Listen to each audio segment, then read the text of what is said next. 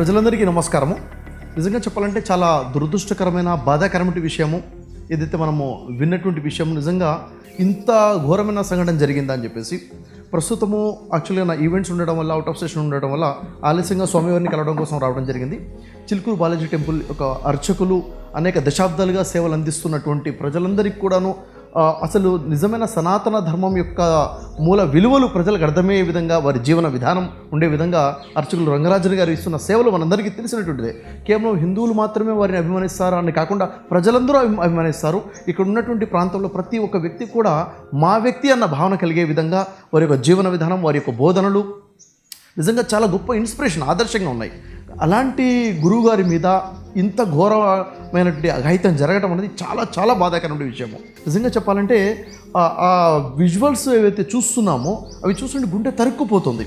అంత గొప్ప వ్యక్తి, అంత గొప్ప మహానుభావుడుని వారి ఇంటికి వచ్చేసి కింద కూర్చోబెట్టి అంతగా దూషించుకుంటూ, హ్యూమిలేట్ చేసుకుంటూ, అంటే కంప్లీట్గా అవమానపరుచుకుంటూ, నిజంగా చెప్పాలంటే శారీరకంగా మానసికంగా హింసించుకుంటూ వారు మాట్లాడే మాటలు, చేసినటువంటి దౌర్జన్యం చెప్పాలంటే చాలా అంటే హద్దు దాటిపోయిందని చెప్పాలి. అయితే ఇక్కడ నాకు అనిపిస్తున్న విషయం ఏంటంటే ఇది నిజంగా ఈ వ్యక్తి అప్పటికప్పుడు ఆకాశం నుంచి దిగుబడి చేసినటువంటి సంఘటన అలా కాదు కదా. అంటే ఈ వ్యక్తి ఎవరైతే ఇంత ఘోరంగా అరాచకానికి ఒడిగట్టాడో ఈ వ్యక్తి అనేక సంవత్సరాల నుంచి ఈ సమాజంలోనే ఉంటూ ఇలాంటి అరాచకాలు అనేకం చేసుకుంటూ ఉన్నటువంటి వ్యక్తి. ఇతని పేరు పలకడం కోసం కూడా నాకు ఇష్టం లేదు, కాబట్టి అతని పేరు కూడా పలకట్లేదు. ఎందుకంటే అలాంటి వ్యక్తుల్ని ఇంకా 10 మందికి తెలిసేలా చేయడం కూడా తప్పు. చట్టం దృష్టిలో ఎఫ్ఐఆర్ అయింది, అతని మీద కఠినంగా శిక్ష జరగాలి. నిజంగా చెప్పాలంటే నాకు బాధాకరమైన విషయం ఏంటంటే స్వామివారు వెళ్ళి ఎఫ్ఐఆర్ చేసేంత వరకు కూడాను ఇలాంటి దుర్మార్గుడు, ఇలాంటి చీడపురుగు సమాజంలో అలాగే స్వేచ్ఛగా తిరుగుతున్నాడంటే చాలా పెద్ద ప్రశ్నార్థకంగా ఉంది. ఎందుకంటే ఈ ఒక్క స్వామీజీ గారి మీదనే కాదు ఇలా జరగడము, ఇంతకుముందు అనేక మంది అర్చకుల మీద, గుళ్ళో ఉన్నటువంటి పూజారుల మీద, అర్చకుల మీద ఇలాంటి దౌర్జన్యం జరిగింది. అయినప్పటికీ ఇది వెలుగులోకి రాలేదు. ఎందుకంటే ఇక్కడ స్వామీజీ వారు ధైర్యం చేసి రాజ్యాంగం మీద, చట్టం మీద ఉన్న గౌరవము, నమ్మకంతో వారు బయటకు వచ్చేసి ఏదైతే ఎఫ్ఐఆర్ చేశారో, మాట్లాడారో అప్పుడు కదా వెలుగులోకి విషయం వచ్చింది. ఇప్పటివరకు అనేక వందల మంది ఈ విధంగా హ్యూమిలేట్ చేయబడ్డారు, హింసించబడ్డారు. ఏం జరుగుతుంది? ఈ సదరు వ్యక్తి ఓపెన్గా మార్కెట్లో ఏదో చీకటి రాజ్యంలో చేస్తున్నటువంటి కాదు, ఇక్కడ రాముడి పేరుతో రావణాసుడు యొక్క ఆలోచనలు కలిగి ఉన్నటువంటి వ్యక్తి. ఈ వ్యక్తి రాజ్యాన్ని స్థాపిస్తాను, ధర్మ సంస్థాపన చేస్తానని చెప్పి అధర్మ కార్యక్రమాలు చేస్తూ చట్టానికి విరుద్ధంగా చేస్తున్న వ్యక్తి. నిజంగా ఇతని గురించి చూసినట్లయితే నాకు తెలిసి చాలామంది చూస్తుంటారు, డైరెక్ట్గా పోలీస్ స్టేషన్కి ఫోన్ చేసి ఎస్హెచ్కి వార్నింగ్ ఇవ్వడము, కలెక్టర్ని నేను కస్టడీలోకి తీసుకున్నానని చెప్పడము, గవర్నర్కి వార్నింగ్స్ ఇవ్వడము, జడ్జిని నేను అరెస్ట్ చేస్తానని చెప్పడము. అంటే తనకి పోలీసు మీద గౌరవం లేదు, చట్టం మీద గౌరవం లేదు, న్యాయ వ్యవస్థ మీద గౌరవం లేకుండా ఇంత ఓపెన్గా వార్నింగ్స్ ఇస్తున్నప్పుడు పోలీస్ వ్యవస్థే కాదు, intelligence, state intelligence, central intelligence ఏదైతుందో ఇంటెలిజెన్సీ వ్యవస్థ మీద మాకు నమ్మకం లేదు, మీరు చేయలేకపోతున్నారు కాబట్టి నేను చేస్తున్నాను అని మాట్లాడుతున్నాడంటే అంటే తనకు నమ్మకం లేదు అని చెప్పేసి చట్టం మీద గౌరవం లేదని ఓపెన్గా చెప్పేస్తున్నాడు. క్వశ్చన్ ఏంటంటే అసలు స్టేట్ ఇంటెలిజెన్స్ ఏం చేస్తుంది, సెంట్రల్ ఇంటెలిజెన్స్ ఏం చేస్తుంది, ఇలాంటి చీడపురులకు ఇంత స్వేచ్ఛ ఎందుకు ఇస్తుంది? ఇంతకుముందే సుమోటోగా ఎందుకు తీసుకోలేదు, తన మీద ఎఫ్ఐఆర్ ఎందుకు అవ్వలేదు? సుమోటో ఎఫ్ఐఆర్ అయి ఉండాల్సింది కదా. ఒకళ్ళు వచ్చి కంప్లైంట్ ఇస్తేనే ఎఫ్ఐఆర్ అయిందంటే నిజంగా చెప్పాలంటే చాలా అభద్రతా భావం వస్తుందా? ఈ మతోన్మాదము చాలా చెడ్డ విషయము. అది ఏ మతానికి సంబంధించిన మతోన్మాదమైనా కానీ చెడ్డ విషయం. ఈరోజు వీడిక్కడ చేసినటువంటి ఈ అరాచకానికి ప్రజలందరూ స్పందించి ఇది వీడు మతోన్మాది, వీడికి సంబంధించిన ఉన్మాదం, ఇది వీడు తన వ్యక్తిగతమైనటువంటి ఉన్మాదం తప్ప దీనికి మతానికి సంబంధం లేదని చెప్పి స్పష్టంగా ప్రతి ఒక్కరు ప్రకటిస్తున్నాను. నేను నమ్ముతున్నాను మన సనాతన ధర్మానికి వీడు చేసినటువంటి అరాచకానికి వీడు ధర్మ సంస్థాపన చేస్తానని చెప్తున్నాడు. దీనికి సనాతన ధర్మానికి ఏమాత్రం సంబంధం లేదు. సనాతన ధర్మం ఇలాంటి అరాచకాన్ని ప్రోత్సహించదని వ్యక్తిగతంగా నేను నమ్ముతున్నాను, ప్రజలందరూ నమ్ముతున్నారు. ఏ విధంగా అయితే ఇక్కడ చిలుకూరు బాలాజీ టెంపుల్ అర్చకుల మీద జరిగిన ఇంత అఘాయిత్యాన్ని మనం చూసామో, ఈ దుర్మార్గుడిగా వ్యక్తిగతంగా మనం చూసి వాడిని అరెస్ట్ చేయడం జరిగిందో, అదేవిధంగా మనం చూసుకున్నట్లయితే సికింద్రాబాద్లో గతంలో కొన్ని రోజుల క్రితం జరిగిన ముత్యాలమ్మ టెంపుల్లో జరిగిన అరాచకాన్ని కూడా వాడిని కూడా దుర్మార్గుడిగా, మతోన్మాదిగా వ్యక్తిగతంగా చూడాలి.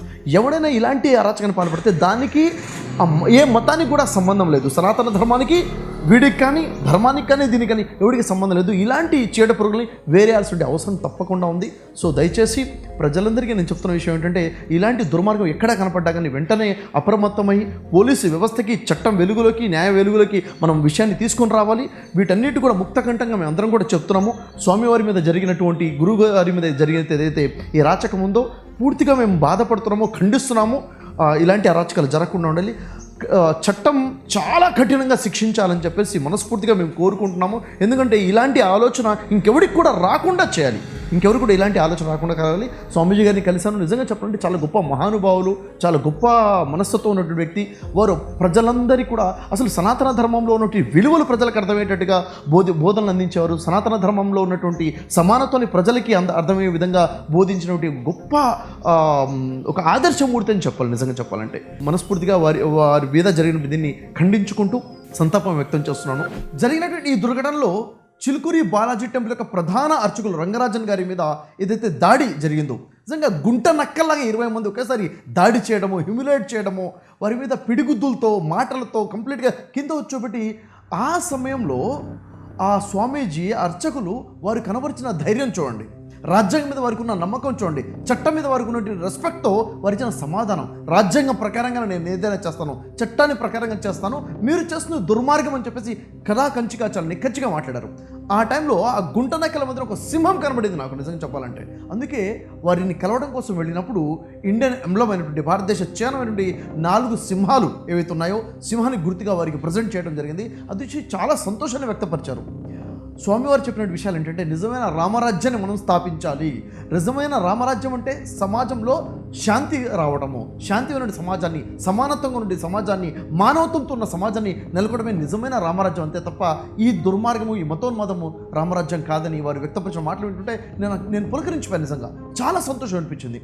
ఇక్కడ నాకు ఉన్నటువంటి ప్రశ్న, కొన్ని ప్రశ్నలు నేను అడగాలనుకున్నాను. ఆ ప్రశ్నలు ఏంటంటే సూటిగా అంతమంది అక్కడ అటాక్ చేశారు కదా, ఇది మొదటిసారిగా జరిగిందా అంటే లేదు, ఆ సదరు వ్యక్తి ఇలాంటి కార్యక్రమాలు అనేకం చేస్తున్నాడు, సమాజంలో అనేక మందిని హింసించున్నాడు, అలాగే మందిని బెదిరించున్నాడు, అనేక మంది పూజారుల్ని, అర్చకులను అనేక మందిని హింసించున్నాడు. కానీ వారు ధైర్యం చేసి బయటకు వచ్చి కేసెస్ నమోదు చేయడం జరగలేదు కాబట్టి అవి అక్కడ చీకట్లో ఉండిపోయాయి. కానీ అతను దాక్కుని చేస్తున్నాడా, అండర్ గ్రౌండ్లో ఉండి ఇలాంటి కార్యక్రమాలు చేస్తున్నాడా, మతోన్మత కార్యక్రమాలు చేస్తున్నాడే? లేదు కదా. బహిరంగంగానే సోషల్ మీడియాలోకి వచ్చేసి వెబ్సైట్ పెట్టుకొని, యూట్యూబ్ ఛానల్ పెట్టుకొని మరి బహిరంగంగా మీకు సైన్యాన్ని ఏర్పాటు చేస్తాను, ఈ రామరాజ్యాన్ని స్థాపిస్తాను అని చెప్పేసి అతను వాయిస్ రేస్ చేస్తున్నాడు. ఇటు పోలీసుని, చట్టాన్ని కూడా విమర్శిస్తున్నాడు, చట్టాన్ని తప్పుపడుతున్నాడు, పోలీసు వ్యవస్థని తప్పుపడుతున్నాడు, కలెక్టరేట్ మీద దాడి చేస్తున్నాడు. ఇంకా చెప్పాలంటే కలెక్టర్ నేను కస్టడీలోకి తీసేసుకున్నాను, మీరు వచ్చి అరెస్ట్ చేయండి అని ఆ పోలీస్ స్టేషన్ ఎస్హెచ్ఓకి కాల్ చేయడం జరుగుతుంది. ఇదంతా చూస్తున్నట్లయితే గవర్నర్ అయినా రెస్పెక్ట్ లేదు, కలెక్టర్ అయినా రెస్పెక్ట్ లేదు, ప్రభుత్వం అంటే రెస్పెక్ట్ లేదు, చట్టము, న్యాయ వ్యవస్థలు అంటే ఏమాత్రం రెస్పెక్ట్ లేకుండా, ఇంకా చెప్పాలంటే ఇంటెలిజెన్సీ వ్యవస్థ, రాష్ట్ర ఇంటెలిజెన్సీ, సెంట్రల్ ఇంటెలిజెన్సీ వ్యవస్థని ఛాలెంజ్ చేసుకుంటూ మీరు విఫలమైపోయారు కాబట్టి మేము రంగంలో దిగాల్సి వచ్చింది, సైన్యం ఏర్పాటు చేస్తున్నామని ఛాలెంజ్ చేస్తున్న తరుణంలో నాకున్న పెద్ద ప్రశ్న ఏమిటంటే ఈ పోలీస్ వ్యవస్థ ఎందుకు సుమోటోగా కేసు ఫైల్ చేయలేదు, అలాంటి చీడ పురుగులను ఎందుకని సమాజంలో అలా వదిలేసింది, ఎందుకు ముందే అలాంటి వ్యక్తుల్ని కస్టడీలోకి తీసుకొని అరెస్ట్ చేయలేదు అన్నది ఒక పెద్ద ప్రశ్న. సరే, అయిపోయిందో అయిపోయింది. కానీ ఈ రోజు కూడా అతని యొక్క ఛానల్ ఎందుకని అలా ఓపెన్గా ఉంది, రామరాజ్యం పేరుతో యూట్యూబ్ ఛానల్ ఇప్పుడు కూడా ఎందుకు ఉంది, సోషల్ మీడియా ఎందుకు యాక్టివ్గా ఉంది అంటే అది సమాజానికి ఒక థ్రెట్ లాగా మీరు భావించడం లేదా? అసలు దీనికి ఎవరున్నారు, ఎవరు నడిపిస్తున్నారు, ఈ మతోన్మాదాన్ని ప్రోత్సహిస్తుంది ఎవరు? ఒక్కసారి ఆలోచించండి. సమాజానికి ఏ మతమైనా, ఏ మతోన్మాదమైనా కానీ సరి అయినది కాదు. ఈ మతానికి, కులానికి దురద, గజ్జి లాంటి దురద ఉంటుంది, కానీ ధర్మానికి ఉండదు. మనకు కావాల్సింది ధర్మం. మన వేదాలైనా, ఉపనిషత్తులైనా, భగవద్గీతలైనా, బైబిల్లైనా, ఖురాన్లో బోధించబడుతుంది ధర్మం తప్ప ఈరోజు మానవుల్లో పట్టినటువంటి పిచ్చి ఈ మతం ఏదైతే ఉందో ఈ మతంలో ధర్మం లేదండి. మనం మతాల నుంచి ధర్మంలోకి రావాలి. ధర్మం చెప్తుంది ఒకటే, సమానత్వాన్ని బోధిస్తుంది. ధర్మం చెప్తుంది మానవత్వాన్ని బోధిస్తుంది. మానవత్వాన్ని మంట కలిపే ఏ విషయం కూడా ధర్మంలో ఉండదు, ఇది మతాలతో సంబంధం ఉంటుంది. సో ఇక్కడ నేను చెప్పాలనుకున్న విషయం ఏంటంటే మతాలతో సంబంధం లేకుండా ధర్మ ప్రకారంగా మన జీవితం గడుపుతాం. ధర్మంలో మొట్టమొదటి విషయం ఏంటంటే అది మానవత్వం ఉంటుంది. ఒకటి గుర్తుపెట్టుకోండి, మనిషి కోసమే ధర్మం తప్ప ధర్మం కోసం మనిషి కాదు. అవునా లేదా? మనుషుల బాగు కోసము, మనుషులకు జీవనము శాంతియుతంగా ఉండడం కోసము ఉండాలి. ఈరోజు చూసిన ప్రపంచవ్యాప్తంగా ఈ మతోన్మాదం వల్ల, మత పిచ్చి వల్ల దేశాలు శవరి దెబ్బలుగా మారిపోయి ఉన్నాయి. దేశాలు కూడాను కంప్లీట్ నాశనం అయిపోయి ఉన్నాయి. అలాంటి తరుణంలో భారతదేశం శాంతకామక దేశంగా, అన్యోన్యంగా, భాయిగా కలిసి ఉండి అనేక కల్చర్స్ ఉండి కూడా భిన్నత్వంలో ఏకత్వంగా ఉన్న భారతదేశాన్ని కూడా ఈరోజు మతోన్మాదం ఒప్పుంది. ఈ మతం ఆ మతం అని చెప్పట్లేదు. ఏ మతమైనా, అది ముస్లిం పేరుతో మతోన్మాదమైనా, క్రైస్తవుల పేరుతో మతోన్మాదమైనా, హిందూ పేరుతో మతోన్మాదమైనా, మతోన్మాదుడు దేశానికి శత్రువే, సమాజానికి శత్రువే. అలాంటి వాళ్ళని మనము కూకుటి వేళతో పెకిలించాల్సిన అవసరం మనకుంది. అలాంటి చీడ పురుగుల్ని, కలుపుల్ని ఏరియాల్సిన అవసరం ఉంది. కాబట్టి మనంతా కూడా ఎడ్యుకేషన్ ఇస్ వెరీ ఇంపార్టెంట్. ఈరోజు చూడండి, యువత మొత్తం కూడా ఈ మతోన్మాద మత పిచ్చిల్లో కుల రాజకీయాల్లోకి వచ్చేసి ఎడ్యుకేషన్ దూరం అయిపోతున్నారు. ఈరోజు మనకి ఎడ్యుకేషన్ కావాలి. నేను ఎలా ఉన్నాను, నా జీవితాన్ని ఎలా ముందుకు తీసుకెళ్తున్నాను, ఎంతవరకు నేను చదువుకున్నాను, నాకున్న స్కిల్స్ ఏంటి, నేను ఎలా డెవలప్ అవుతున్నాను, నా లైఫ్ని ఎలా సెటిల్ చేసుకోగలుగుతాను, నా తల్లిదండ్రులకి నేను బలంగా ఎలా నిలబడగలుగుతాను, నా సమాజాన్ని నేను ఏం చేయగలుగుతాను అన్న ఆలోచన దూరం అయిపోతుంది. ఈరోజు మనం రోజు రోజుకి అడుగులు ముందుకేసుకుంటూ నాకు నేనుగా, నా కుటుంబానికి నేనుగా, నా దేశాన్ని నేనుగా బలంగా మారే ప్రయత్నం చేయాలి తప్ప మన వల్ల మన సమాజానికి ఎక్కడ కూడా నష్టం జరగకూడదు. సో ఇక్కడ నేను చెప్తున్న విషయం అంటే మనందరం కూడా కలిసి కట్టుగా సమాజం యొక్క హితం కోసము శాంతి కాముకులుగా నిలబడాలి. ఇలాంటి వారికి వ్యతిరేకంగా మనందరం కూడా వాయిస్ రేస్ చేయాలి. ఈరోజు ఏదైతే ప్రధాన అర్చకుల వారి మీద జరిగినటువంటి ఇంత ఘోరమైన ఇన్సిడెంట్ ఏదైతే ఉందో ఇలాగా దీన్ని పూర్తిగా మనందరం కూడా ఖండిస్తున్నాం. ఇది మానవత్వం మీద జరిగిన దాడి, ఒక వ్యక్తి మీద జరిగినటువంటి దాడి ఎంత మాత్రమూ కాదు. సో వారిని కలిసిన తర్వాత నాకు నిజంగా చాలా సంతోషం అనిపించింది. నిజంగా చాలా గొప్ప ఎడ్యుకేటెడ్ పర్సన్ అండి. ఎంతో మానవత్వంతో, ఎంతో శాంతియుతంగా వారితో మాట్లాడే కొన్ని నిమిషాలైనా కానీ నాకు ఎలా అనిపించింది, ఇంత గొప్ప మహానుభావుడి మీదన ఇలాంటి దాడి జరిగింది. నాకు చాలా బాధ అనిపించింది. అలాంటి వారిని మనం కోల్పోకూడదు. అలాంటి గొప్పవారు మన సమాజ హితం కోసము, ప్రజల హితం కోసం బోధించేటువంటి వారు చూడండి. ఒకనొక సందర్భంలో మందిరంలో దేవుడి ముందు సమానం, అందరం కూడా సమానమే అని చెప్పేసి ఒక హరిజన యువకుడిని తన భుజాల మీద ఎత్తుకుని గుళ్ళోకి వెళ్ళారు. ఇంత గొప్ప మానవతాన్ని చాటుచున్న ఆ గొప్ప వ్యక్తినా ఈరోజు మనం ఈ విధంగా చేసుకున్నాం? లేదు కదా. ఇలాంటి వారే కదా మన సమాజానికి వెన్నెముకలాగా, మన సమాజాన్ని నడిపే ఒక పెద్ద వ్యక్తిలాగా వారిని కలిసి నాకు అనిపించింది. ఇంత గొప్ప మహానుభావుడి మీద ఇలా జరగడం చాలా, అంటే ఈ టైంలో కనుక సరైన యాక్షన్ జరగకపోతే ఇంకా సామాన్య ప్రజలకి ఇంకా అభద్రతా భావం వచ్చేస్తుంది, భయం వచ్చేస్తుంది. సో చట్టం సరిగ్గా నిర్ణయం తీసుకుని న్యాయం జరుగుతుందని చెప్పేసి, కఠినంగా అలాంటి దుర్మార్గులకు శిక్ష పడాలని చెప్పేసి, న్యాయం జరగాలని, సమాజానికి ఇలాంటి వారికి గొప్ప మెసేజ్ వెళ్ళాలని చెప్పేసి మనస్ఫూర్తిగా కోరుకుంటున్నాను. జై హింద్.